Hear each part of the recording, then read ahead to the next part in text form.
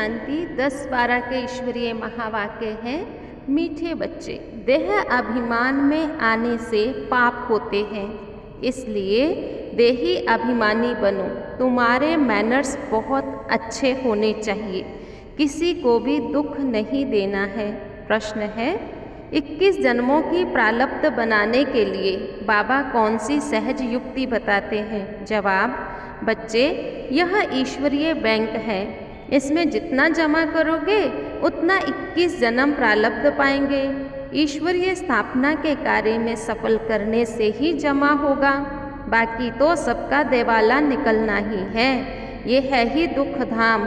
Earthquake होगी, आग लगेगी, सबको घाटा पड़ना है।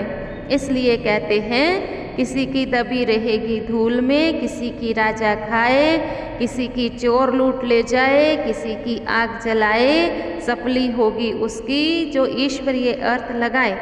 ओम शांति। मेन पॉइंट्स जो अच्छी रीति बुद्धि में रखना है कि मैं आत्मा हूँ, मुझे शिव बाबा को याद करना है, तो खुशी का पारा चढ़ा रहेगा। बाबा कहते, बच्चे, तुम बच्चे समझते हो कि अब हमारा देवता धर्म प्राय लोप हो गया है, इसका फाउंडेशन फिर से शिव बाबा लगा रहे हैं। तमो प्रधानता के कारण कोई भी अपने को देवता कह नहीं सकता है।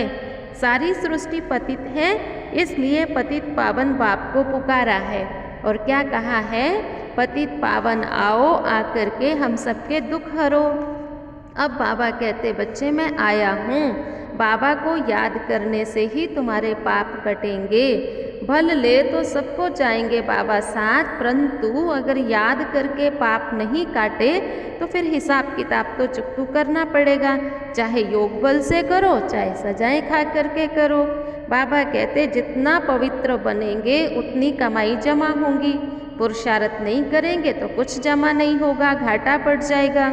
जो ज्ञान बाप में है वह तुमको देते हैं। बाबा पवित्रता का सागर है, तो तुमको भी आप समान पवित्र बनाते हैं। जो नहीं बनेंगे वह सजाएं खाएंगे, फिर पद कम हो जाएगा।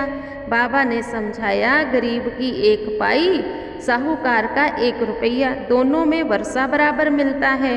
गायन है, अजामिल जैसे पापी अहल्याएं, सबका कल्याण करने बाबा को आना पड़ता है। तुम पवित्र बनो तो सुख धाम के मालिक बनेंगे। बाकी माउंट आबू आते हैं तो तपस्या करनी चाहिए, बाकी पहाड़ियों आदि पर जाने की कोई दरकार नहीं। सतयुग में तो ये तुम्हारे नेचुरल मीठे पानी की नदियाँ होंगी, कहीं घूमने की दरकार ही नहीं पड़ेगी। तुम बच्चों को ज्ञान का सिमरन करते रहना है। बाबा कहते, बच्चे, तुम जितना सिमरन करेंगे उतना तुम्हें खुशी रहेगी।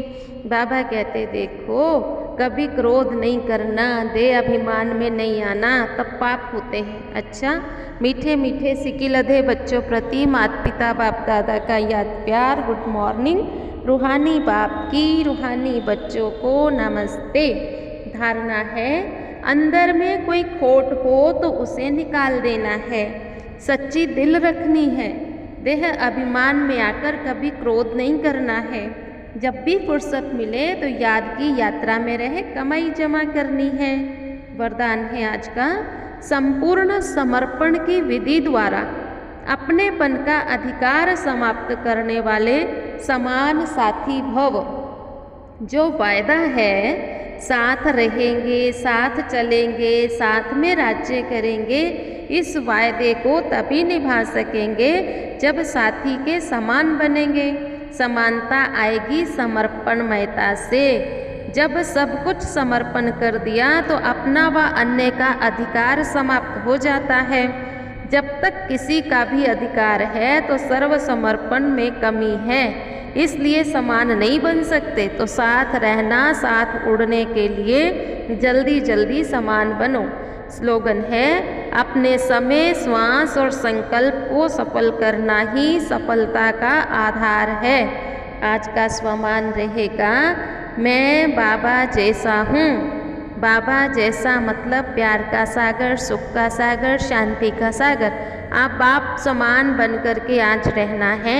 अपने हर श्वास को, हर संकल्प को सफल करना है। अच्छा जी, ओम शांति।